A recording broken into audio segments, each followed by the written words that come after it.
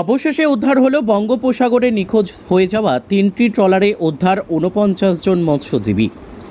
বঙ্গোপসাগরের তৈরি হওয়া গভীর নিম্নচাপের কারণে বঙ্গোপসাগর মাছ ধরার সময় নিখোঁজ হয়ে যায় 3টি ট্রলারে 49 জন মৎস্যজীবী ছিল বলে জানা গিয়েছে।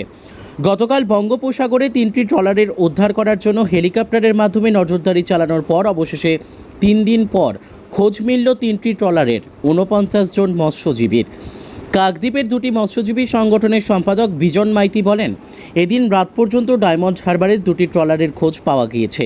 একটি হলো FB শ্রীহরি ও অপর ট্রলারটির নাম FB মা রিয়া। FB শ্রীহরি ট্রলারের 19 জন ও FB মা রিয়া ট্রলারের 14 জন মৎস্যজীবীকে উদ্ধার করে নিয়ে আসা হয়েছে।